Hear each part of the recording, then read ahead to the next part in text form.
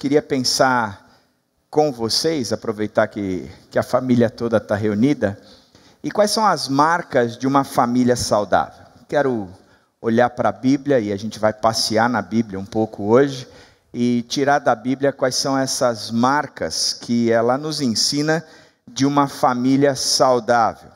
A primeira de todas as marcas é que família, ela é antes de qualquer lugar um abrigo na tempestade. O texto diz, e a Bíblia apresenta em Provérbios 14, 26, que aquele que teme o Senhor possui uma fortaleza seguro, refúgio para os seus filhos. Família é um abrigo na tempestade, e Provérbios é muito claro nisso, dizendo que aquele que teme o Senhor, ele possui uma fortaleza seguro, ele é um abrigo, um refúgio para os seus filhos. O que significa temer ao Senhor? Eu tenho um respeito absurdo por Deus, eu sei quem Deus é, eu sei o amor de Deus por mim, eu sei o que Ele é capaz de fazer e o que Ele tem feito, eu conheço o Senhor. Na verdade, a Bíblia apresenta, dizendo que o pai ou a família, o pai e a mãe, ela tem que promover um lugar de refúgio para o seu filho, no meio de uma sociedade tão bagunçada, de uma sociedade tão sem valores, sem princípios, de uma sociedade tão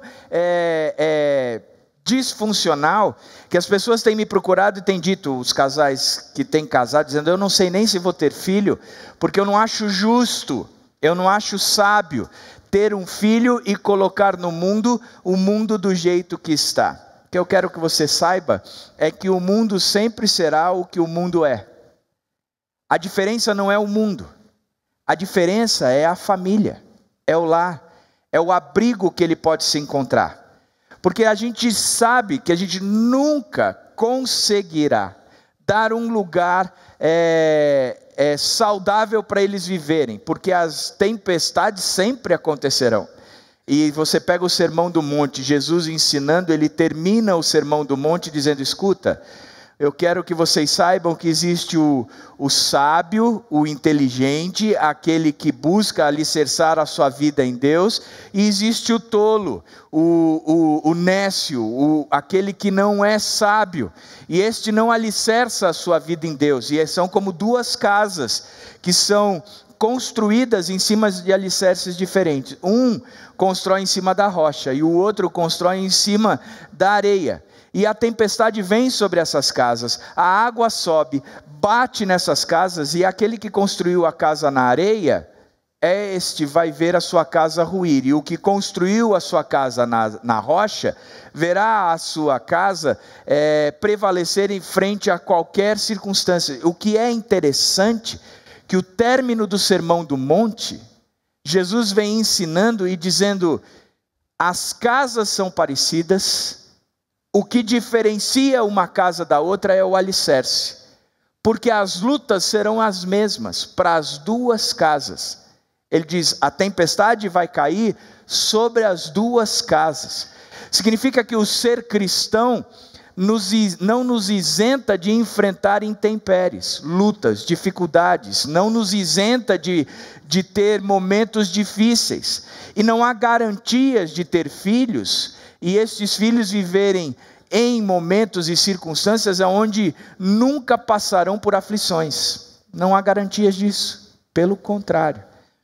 O próprio Jesus nos incentivou a viver uma vida cientes de que a luta é uma constante e é algo que nós vamos ter que enfrentar.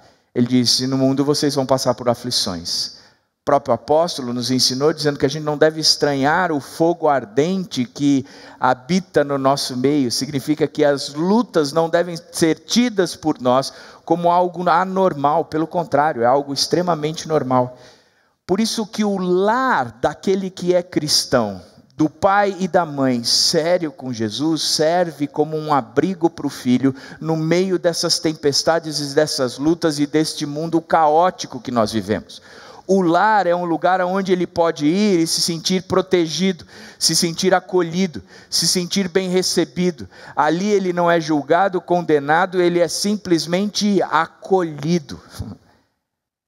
E essa tem que ser uma das marcas de uma família que segue e leva a Cristo a sério. Aquele que teme o Senhor. Aquele que teme o Senhor, este tem a capacidade, o direito de possuir uma fortaleza segura, que é refúgio para os seus filhos. Se a gente pensasse quais seriam os tipos de abrigos que nós poderíamos oferecer dentro da nossa casa, seriam os abrigos para as mudanças. Nós vivemos num mundo que muda o tempo todo. Os valores não são mais constantes nem eternos. Não existe mais um mundo onde há um absoluto. O absoluto hoje é extremamente relativo. E o que é absoluto para mim, não necessariamente é absoluto para os meus filhos, e não é absoluto para o professor dele, nem para o patrão, e assim por diante.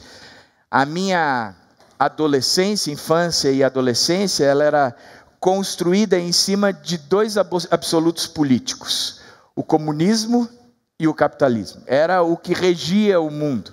E eu cresci numa igreja onde, quando o Gorbachev assumiu e que tinha aquela marca na testa, o pessoal começou a dizer: está vendo? É o anticristo. Este é o anticristo. O ambiente já está preparado. Ele tem inclusive a marca da besta. Coitado. O que eu vejo hoje em dia é que este absoluto de um contrário ao outro somente não existe mais. Da mesma forma, quando a gente chega dizendo eu sou cristão, hoje não se tem mais uma reação contrária, porque não existe mais o conceito de absoluto. Tudo é relativo.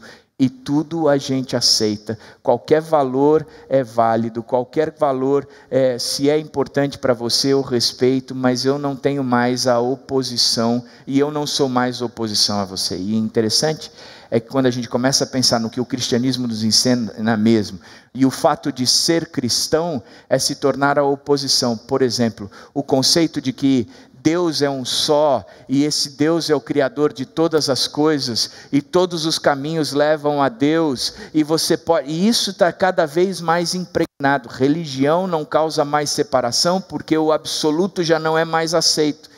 O problema é que nós, como os cristãos, nós nos levantamos dizendo: escuta, todos os caminhos não levam a Deus, só há um caminho que nos leva até Deus, e esse caminho é Jesus Cristo, e Ele se apresenta como sendo o único caminho. Isso nos torna donos de uma verdade absoluta, que é Jesus Cristo. Isso nos diferencia de todo o restante, do qual a gente não consegue nem aceitar outros caminhos que levem a Deus, porque o próprio caminho diz: não há outro caminho que não seja por meu intermédio. Então nós seremos sempre contrários, iremos contra a maré, num mundo onde o absoluto é tão extremamente relativizado. Nós precisamos entender que vivemos num mundo onde as mudanças acontecem de forma muito rápida e ligeira. Vou ilustrar. Você pega um dos ícones das gerações. A Thaís apresentou o filho dela hoje, o Pedrinho, e a Thaís foi fã da Sandy. Ela cantava igual a Sandy, ela se vestia igual a Sandy, ela curtia a Sandy. E a Sandy sempre foi um marco para uma geração, mas ela mesma tinha os seus valores extremamente confusos. Durante muito tempo ela defendeu a virgindade, depois ela já foi contra, dizendo que não era algo tão sério. Que valor é esse? Numa geração onde os valores e os seus ícones mudam aquilo que defende de forma muito passageira. Por isso que o texto diz: aquele que teme ao Senhor. O que teme ao Senhor é aquele que é fundamentado e alicerçado em valores absolutos e eternos. São valores que não mudam, não são passageiros. O céu e a terra podem passar, mas as minhas palavras ficarão. Por isso, temer ao Senhor significa estar alicerçados em um Deus que traz para si a responsabilidade de pontuar para nós como é que nós temos que viver. E isso é absoluto. E nós vamos viver de forma absoluta num mundo que muda e gira e traz valores contrários o tempo todo. E de repente você está com seu filho e você diz que está tudo muito bem, os valores estão bem estabelecidos, a gente está criando e crescendo num ambiente saudável, e de repente entra um professor maluco naquela escola e muda tudo aquilo. Você diz: caramba, as mudanças estão acontecendo, os valores deles estão sendo questionados, e eu preciso criar um ambiente seguro para ele, no meio dessas mudanças todas que ele está enfrentando. Eu preciso que ele sinta em casa, chegue em casa, e saiba que a fé e os valores dele estão sendo questionados, mas aqui ele pode vir, que a gente vai continuar falando de valores eternos, mostrando para ele quais são esses valores eternos, para que mesmo que ele seja questionado, mesmo que ele se sinta inseguro, mesmo que ele se sinta tentado e até mude, o que ele saiba é que aqui os valores são eternos frente a todas as mares e as tempestades de mudanças que são aplicadas na nossa vida. Segunda tipo de abrigo tem a ver com os fracassos, e é aquilo que eu disse para vocês. Nós não vivemos num país ou numa situação, por ser cristão, garantidos e isentos de qualquer fatalidade ou fragilidade. Eclesiastes diz que o tempo e o acaso vêm para todos. O tempo significa que o passar do tempo, as coisas vão se tornando mais difíceis para nós, e a gente vai enfrentando as mudanças do tempo. Basta você olhar no espelho hoje e você vê que o tempo está chegando para você. Ele só não chega para mim. Cada dia que passa parece que eu estou mais novo. Mas para você, eu tenho olhado e eu falo: misericórdia, Jesus.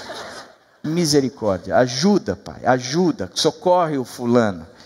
Vê se dá um preenchimento em alguns lugares. Eu tenho andado com o cartão da doutora Luísa para algumas pessoas. Olha, vai consultar com ela. Ela tem uma boa palavra? Não, ela tem um bom botox para você, porque o tempo está sendo mal para você. Mas sendo mal.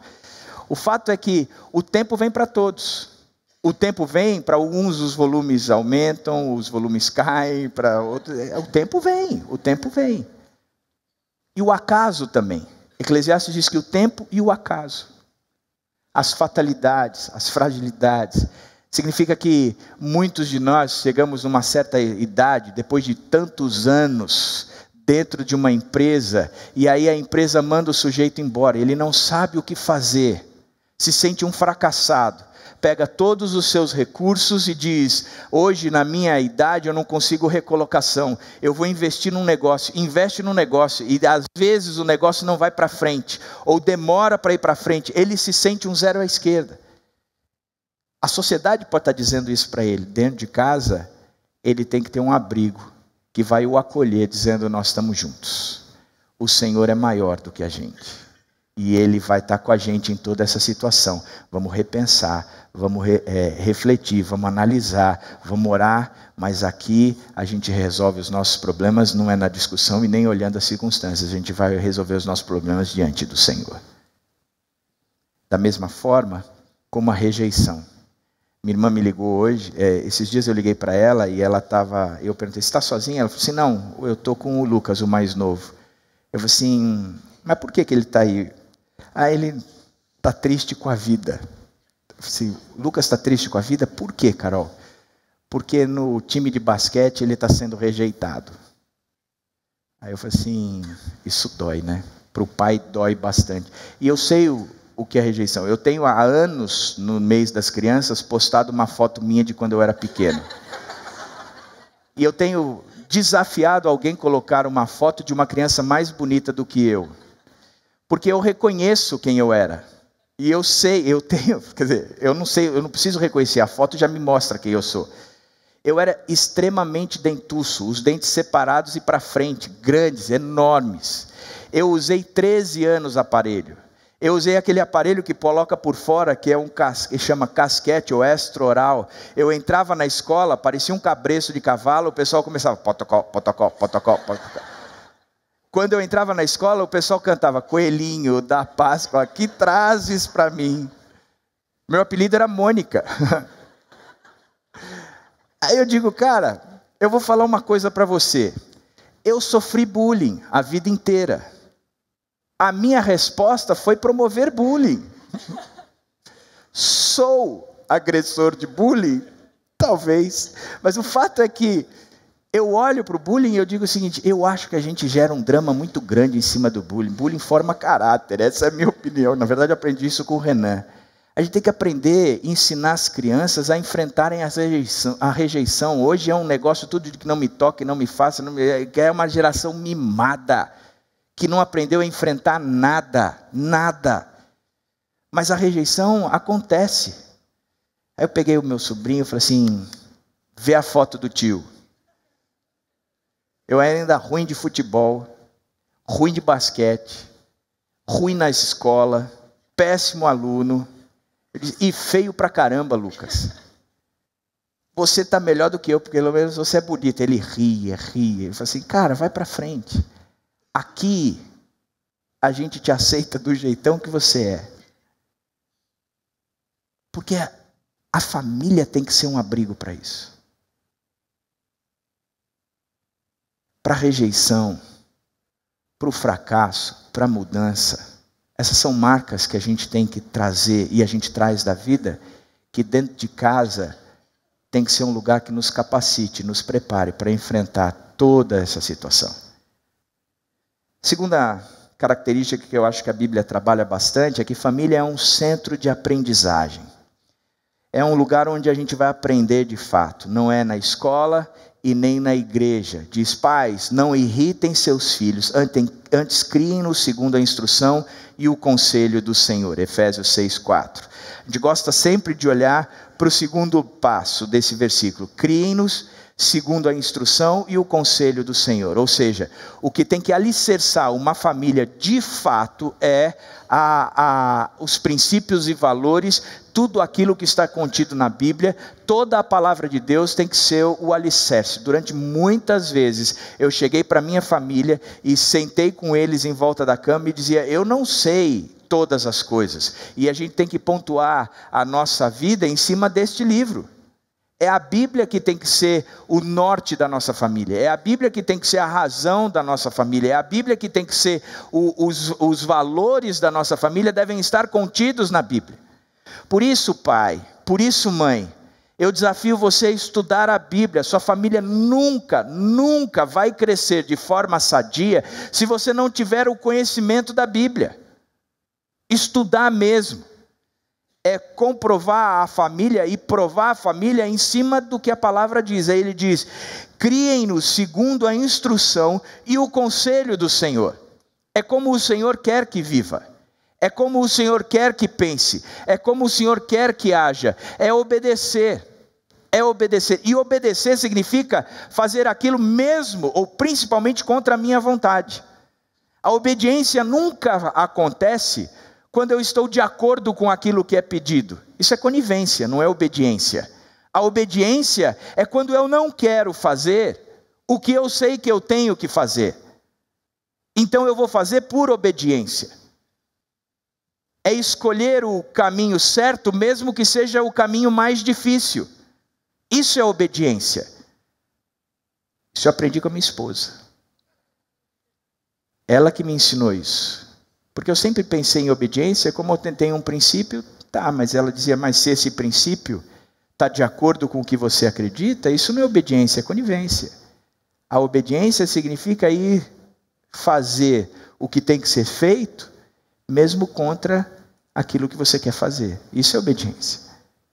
Por isso, criar segundo a instrução e o conselho do Senhor é ensinar os meus filhos a ser obedientes, mesmo quando eles não querem fazer o que é certo. Isso é ser obediente. Isso é viver de acordo com a instrução e o conselho do Senhor. Mas o texto começa dizendo: pais, não irritem os seus filhos. Pais, não irritem os seus filhos. Logo depois vem: filhos, vocês têm que obedecer os seus pais. Esse é o primeiro mandamento com promessa, para que a sua vida você viva bastante tempo e assim por diante. E pais, não irritem os seus filhos. É uma via de mão dupla, onde cada um tem a sua responsabilidade e tem que fazer apesar do outro. Eu como filho, eu tenho que honrar meu pai. E eu como pai, eu não posso irritar o meu filho. O que é irritar? O que significa irritar? É aquela provocação, né? Você fica enchendo a paciência do seu filho. Você tira o cara do sério. Vamos pensar em alguns ações que a gente pode trazer que não promove irritação. Primeiro, sendo um exemplo. Quando os pais deixam de ser um exemplo para eles, isso promove irritação. Os pais ensinam os filhos não apenas com palavras, mas sobretudo com um exemplo. E saiba você que o exemplo não é uma forma só de ensinar, mas é a única forma eficaz de fazê-lo. Se eu quero ensinar, a melhor forma ou a forma mais eficaz de ensinar é através do exemplo. A vida dos pais precisa ser o avalista de suas palavras. A vida dos pais é a vida do seu ensino. Quando os pais falam uma coisa para os filhos e vivem outra, quando são inconsistentes, então o seu ensino se apequena. Em virtude dessa incongruência, os filhos ficam desanimados e irritados. Portanto, o pai precisa ser o exemplo. Olha, filho, seguir a Deus é o mais importante. Você precisa ter uma vida devocional intensa, mas o filho não vê você nem seguir a Deus e nem ter uma vida devocional intensa. Filho, você precisa amar o próximo, você precisa respeitar o próximo, e o pai não sabe respeitar nem mesmo a sua esposa, a mãe dos filhos. Isso é incoerente. Por isso, o ser exemplo não provoca o filho a ira. Em segundo lugar, quando o pai é justo, ele não usa 2 pesos e 2 medidas. Há pais que elogiam e criticam pela mesma coisa. Não há uma regra clara para encorajá-los, nem para discipliná-los. A disciplina vem de acordo com a emoção dos pais. Se ele está irritado, ele bate. Se ele está feliz, ele não bate. Mas não tem a ver com o princípio e o valor. Tem a ver com a sua emoção. Por isso ele não é justo. Os filhos, eles precisam de regras claras, de princípios absolutos, de posicionamento consistente dos pais. Há pais que tratam os filhos adultos como crianças e tratam os filhos pequenos como adultos. E isso irrita os filhos.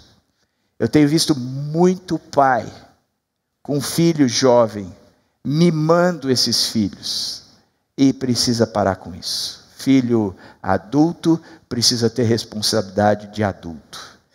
Terceiro lugar, você precisa ser sensato. Quando os pais, eles preferem um filho em detrimento do outro. A gente pode impedir ou cobrar o mesmo empenho dos filhos, mas a gente não consegue cobrar o mesmo desempenho dos filhos.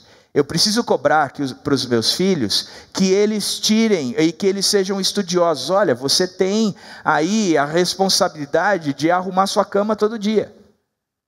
E é obrigação deles. Antes de ir para a escola, arrumem a cama. E às vezes eles levantam, a cama está arrombada e eu entro lá, está o cachorro debaixo da cama, do edredom. O cachorro dorme com um deles. Para não tirar o cachorro da cama, eles esticam o edredom. Aí fica aquela almofada debaixo do edredom. Mas a cama está arrumada. E a porcaria do cachorro ama aquele negócio.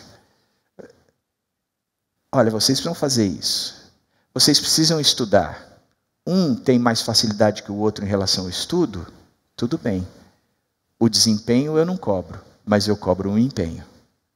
O que eu quero de vocês é que vocês estudem. O resultado vai ser diferente para cada um deles. Mas o estudo vocês têm que cobrar. Eu cobro o devocional. Vocês gastaram tempo com Deus hoje? O que vocês estão lendo? Talvez um tenha muito mais compreensão do que está entendendo, do que está lendo, do que o outro. Mas eu não vou cobrar o desempenho. Eu vou cobrar o empenho. Isso é que eu tenho que fazer. Isso é ser sensato. São 2 pessoas diferentes, com pegadas diferentes, como o Patrick diz, com vibes diferentes, mas que eu vou ter que trabalhar com eles nos incentivos e não no resultado. Em quarto lugar, sendo equilibrado. Quando os pais deixam de dosar disciplina e encorajamento, Os filhos precisam de elogios da mesma forma como precisam de repreensão. E eu sou forte nisso. Eu sou muito bom para repreender, péssimo para elogiar. Muito, muito forte. Essa semana me chamaram a atenção em relação a isso. Eu disse, cara, eu preciso aprender isso. Elogiar e dizer, cara, você é o cara na face da terra. Não há ninguém como você. Da mesma forma como eu preciso chamar a atenção quando o cara da face da terra não faz o que está fazendo direito. Isso precisa ser um equilíbrio. Os pais apenas cobram dos filhos e nunca encorajam. E o cobrar sem encorajar produz desânimo. E eu preciso aprender a ser equilibrado. E por fim, sendo presente. Quando os pais deixam de viver a vida comum do lar, há pais que transferem o amor conjugal para os filhos. E os filhos percebem isso. O pai deixa de amar a esposa como ele deveria amar. Isso é não viver a vida comum do lar. Porque viver a vida comum do lar não é simplesmente o pai ir trocar a lâmpada de vez em quando queimou. Não é necessário, ou a necessidade da mãe fazer o almoço toda semana para que os filhos tenham ou a família tenha que comer. Tá certo que eu acredito que a esposa pode trocar uma lâmpada, bem como o pai também pode trocar, fazer o almoço. Eu não sou mas a gente trabalha como se a vida comum do lar fossem algumas obrigações que nós temos. E o que eu quero que você saiba é que essas tarefas são importantes, mas mais do que a tarefa, a motivação que está por trás. Eu amo a minha esposa e eu preciso que os meus filhos saibam que eu a amo. Eu preciso demonstrar isso. Eu preciso que eles vejam o quão presente eu sou na vida dela, da mesma forma como o quão presente eu sou na vida dele. E eu e a Dani, a gente tem conversado muito sobre isso, que como a gente tem percebido, não só na nossa vida, como na vida de amigos e companheiros que têm vivido com a gente, como quando a gente tem filhos, a gente delega todo o nosso amor aos filhos e esquece do amor ao cônjuge. Recentemente eu fui convidado para pregar em Valença, na Bahia, e a pessoa que frequentava aquela igreja, ela tinha uma pousada em Morro de São Paulo. E a gente nunca tinha ido para Morro de São Paulo.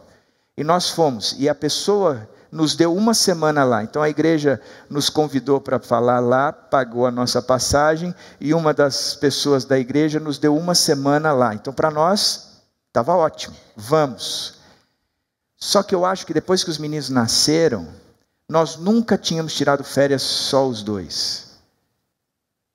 E foi tão bacana. Foi tão bacana. Ela virava para mim e dizia assim, mas a gente se dá bem, né? Eu achava aquilo tão bonitinho, que eu dizia, na minha cabeça de homem, eu sempre achei que a gente se dava bem. Nunca tive essa dúvida. Mas fortaleceu a relação da gente como nunca. E a gente começou a falar, viajar assim nem sempre a gente consegue.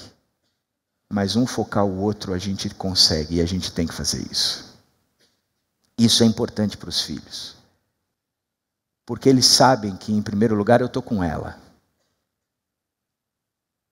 E aí coisas que mudaram. Eles ligavam para a gente, para mim, a parte mais, talvez, maleável da relação. E pai, a gente quer fazer isso, tudo bem? Claro, filho, pode fazer. Aí a Dani, cadê os meninos? Eles foram fazer isso. Mas por quê? Eu já tinha falado isso. Eles me pediram, Dani, eu não sabia que você já tinha falado isso com eles. E eu disse, cara, a gente está errado. Daqui para frente, vocês querem pedir? Tem que pedir para os dois. Entre no grupo. Pai, mas a mamãe é mais dura, não sei o quê. Problema de vocês, eu vou tratar com ela depois. Ela sabe o que está acontecendo, eu nem sempre sei o que está acontecendo. Por isso que a gente precisa viver a vida comum do lar. É ser presente. Eu quero entender o que está acontecendo para eu poder dar uma resposta. Então pergunta para a família, porque ela tem um monte de leituras e inputs que eu não tenho. E eu quero estar com ela. Se eu achar que precisa intervir, eu dou uma intervida, mas eu preciso enxergar a situação toda, porque eu preciso estar presente em casa. Não é o que vocês estão me falando, mas é o que a família está vivendo. E a família engloba a mamãe também. E porque se eu não fizer isso, ela vai me dar tanta bronca que eu prefiro que elas dêem. Eu não falei isso, mas eu pensei muito a respeito disso. Por isso, os pais, eles precisam ser presentes, estar ali. viver aquilo. Uma outra característica da família é que família tem que ser um lugar de diversão. Olha o que a Bíblia ensina em 2 textos, em 2 momentos diferentes. Um em Eclesiastes 9:9, quando ele diz: desfrute a vida com a mulher quem você ama. Desfrute a vida. É interessante que quando a gente pega a mulher com quem você ama, o texto de Malaquias é um texto forte, quando Deus diz: sabe o que eu tenho contra você? O que eu tenho eu odeio o divórcio. Eu detesto o divórcio. Eu não preparei casamentos para divórcio. Eu não quero saber de divórcio. Deus diz isso em Malaquias. Ele é forte nisso. Ele diz: sabe qual é a razão principal? É porque você está perdendo a fidelidade da mulher da tua juventude. Você está rompendo com o teu compromisso inicial. Você está rompendo com o compromisso que você fez quando era novo. É isso que me deixa bravo. É isso que me deixa com ódio. O divórcio, aquilo que eu uni, o pacto que você fez na tua juventude, você está rompendo agora. Isso não deve. Por isso que o contexto se não há possibilidade para o divórcio, e Deus joga no time dos casados, o que eu tenho que entender é que a possibilidade de desfrutar, de curtir, de me alegrar, de ter uma vida feliz com a mulher que eu amo, é possível por causa de Deus. Por isso o texto está dizendo: escuta, presta atenção. A mulher que você ama, essa com quem você casou, é com ela que você tem que desfrutar. É com ela que você tem que se realizar. É com ela que você tem que achar a alegria da vida, a curtição da vida. Eu brinco sempre que eu trato da minha relação com a Dani, mas não é brincadeira, é sério. A minha vida com a Dani é uma aventura. Quem conhece a Dani sabe o porquê. A Dani é um agito. Ela sossega quando dorme, e ultimamente nem isso ela tem conseguido. Mas eu curto essa aventura. Eu sou realizado nisso. A gente se dá bem, sim. Se eu quero trocar, nem penso, nem passa na minha cabeça. É um compromisso para o fim da vida, que supera qualquer coisa. Porque ela é a mulher a quem eu escolhi amar. E Deus joga no time. Deus incentiva. Da mesma forma, como ele diz no Salmo 127, o seguinte: como flechas nas mãos de um guerreiro são os filhos nascidos na juventude.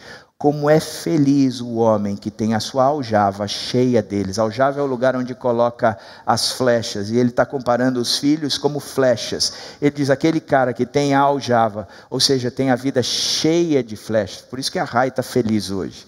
A Rai hoje, 7 horas da manhã, estava mandando a notícia dizendo que está grávida. Assim, assina a Netflix, filho. É mais barato, custa R$29 por mês. Mas como é feliz. O Pedro está prestando vestibular, começou essa semana. E provavelmente, pode ser que ano que vem, ele nem esteja em casa. Isso começou a apertar o meu coração. Eu disse: cara, meu filho está indo embora. Dani, eu quero outro.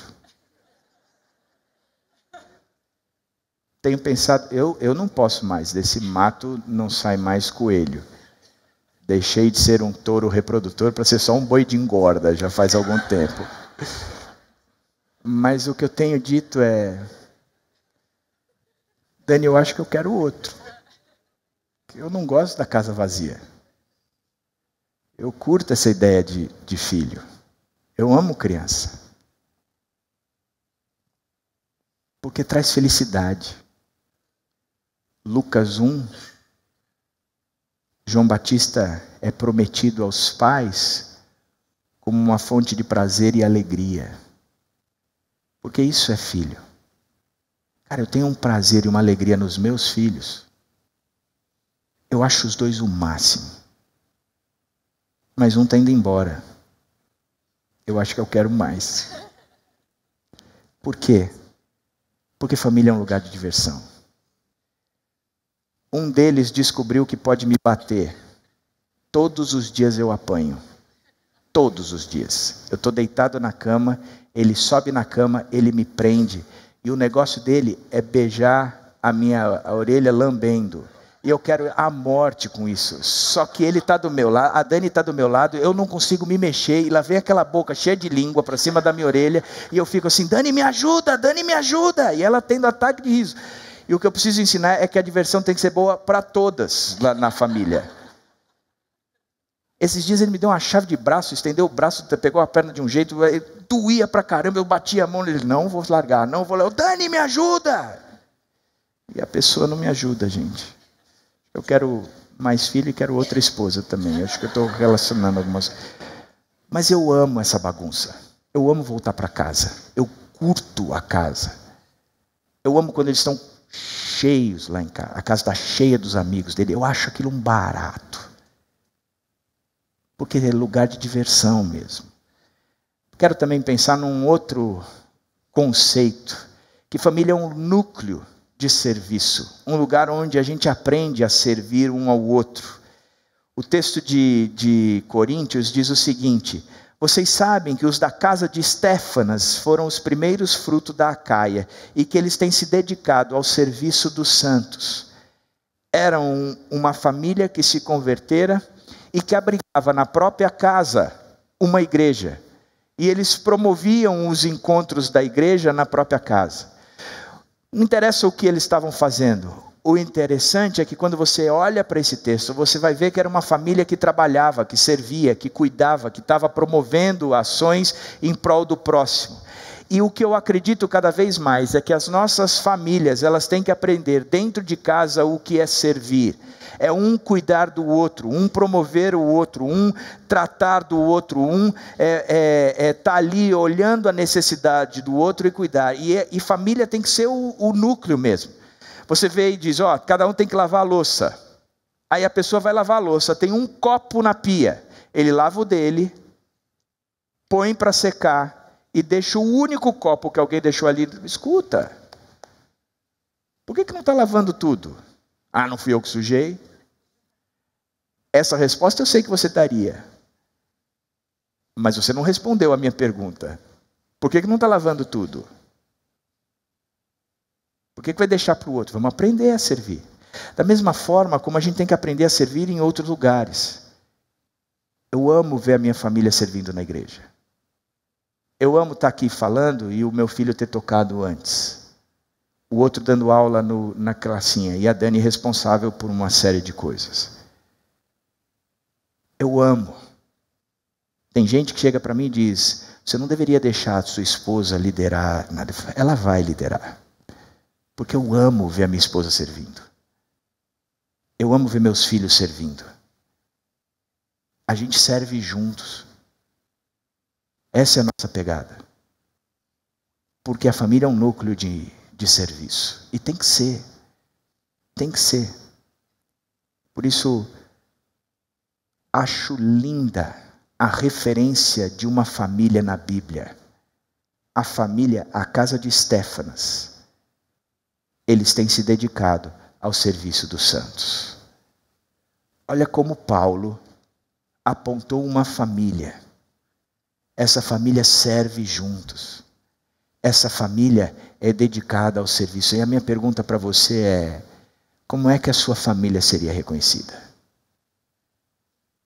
Se alguém tivesse que fazer menção de vocês, da sua família, como é que ele descreveria? Agora, por fim, quero terminar pensando no principal conceito, que família é um movimento de Deus. E aí eu vou para o velho e bom Gênesis, que diz o seguinte: o Senhor Deus declarou, não é bom que o homem esteja só. Farei para ele alguém que o auxilie e lhe corresponda. Existem dois movimentos, duas considerações que eu quero fazer desse texto. Primeiro, é que pessoas precisam de pessoas. Não é bom que o homem esteja só. Não é bom. Não é bom. E essa frase, eu já disse várias vezes, foi dita por Deus. Quando Deus chega para o homem e diz, homem, você me tem. Nós nos relacionamos sempre. Eu venho ao seu encontro e nós temos amizade, nós temos vínculo, nós temos conversa, nós temos pegada, mas o problema é o seguinte, é que você comigo, você é um cara sozinho. Você comigo, você é um cara isolado. Você comigo não é feliz. Não tem a capacidade de ser completamente feliz, porque não é bom que você esteja só. Eu vou fazer para você alguém que lhe corresponda, que ele esteja no mesmo patamar, na mesma medida, na mesma situação ao seu lado. Eu vou fazer para você alguém que tenha as mesmas características e marcas de você. Não é só um Deus e nem os animais. É alguém que está na mesma pegada que você, na mesma vibe que você. Eu vou fazer isso. Interessante que é o próprio Deus que fala isso. Eu acredito que seria a maior heresia se fosse o homem dizendo isso. Senhor, eu tenho o Senhor, mas não é bom só essa relação. Eu tenho o Senhor, mas o Senhor não é tudo para mim. Eu preciso de algo mais. O que é lindo nesse projeto é que parte de Deus para o homem. Homem, você me tem, mas não é bom que você só me tenha, ou que só tenha a mim. Você precisa de mais. Por isso aqui vai uma palavra aos solteiros. Esse é um movimento de Deus para a sua vida. Por isso não se desespere se ainda não encontrou ninguém. E muito pelo contrário, não encontre alguém que não tenha esse mesmo princípio que você, porque isso vai fazer diferença depois. Que parta sempre de Deus o fato de você não estar sozinho, e nunca de você. Que Deus seja sempre suficiente para você, mesmo que você não tenha alguém, mas que este Deus, que sabe que você precisa de alguém, que este Deus traga este alguém para você, com as mesmas marcas e com as mesmas características. Aos casados, esse é o movimento de Deus. Não me importa se você vire para mim e diga, mas quando eu casei eu não sabia disso. Não me importa. Porque casamento é movimento de Deus. Ele está com você. Ele está com você. Por isso, o segundo movimento é que se pessoas precisam de pessoas, família é a ideia de Deus. Eu farei para ele alguém. Eu farei para ele alguém. Deus sabe da necessidade. E Deus se dispõe a trabalhar nessa condição. Da mesma forma, quando Deus diz, eu odeio o divórcio, é o mesmo Deus que diz, eu sei que é bom que você não esteja sozinho. E eu vou promover isso para você. Por isso eu acredito sempre que em se tratando de casamento, Deus reconstrói qualquer coisa. O problema nunca foi o que Deus pode fazer. O problema sempre será o que eu tenho deixado Deus fazer. Porque Deus joga pelo casamento, joga pela família. Da mesma forma, como se filho é prazer e alegria, talvez o que você está dizendo aqui agora é, você não conhece o meu filho, você não conhece a minha filha. Está totalmente perdido, distante, não quer saber de Deus. Cara, se você está falando isso, a verdade é que o Salmo 127, então, é mentiroso. Quando diz que os filhos são herança do Senhor, é um presente do Senhor, é bênção do Senhor. Filho é herança, filho é presente. Ele pode estar distante agora, mas o que eu tenho que fazer é dobrar o meu joelho e orar, orar, orar, orar, orar, interceder e clamar pelo meu filho.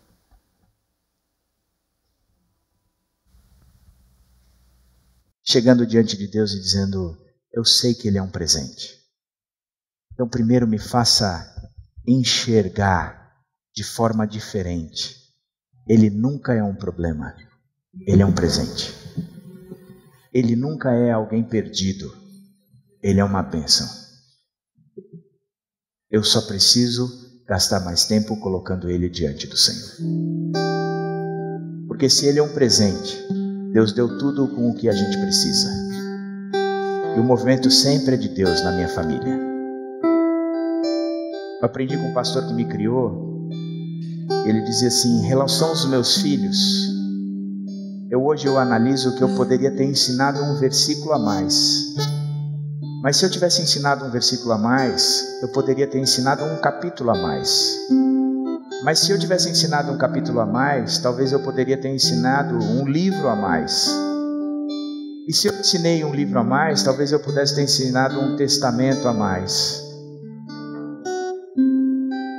Ou na verdade, talvez eu pudesse ter ensinado muito mais da Bíblia. A verdade é que naquilo que eu sabia que era o certo e o correto, eu me empenhei por fazer o melhor. O resto sempre será o movimento e a graça de Deus.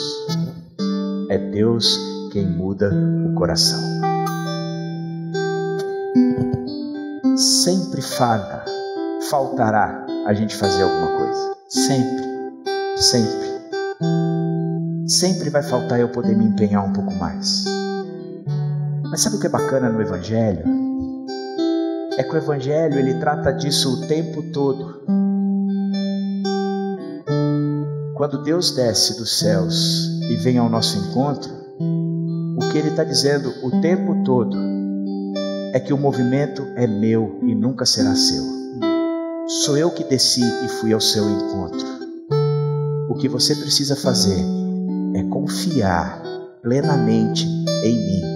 O resto eu estou fazendo.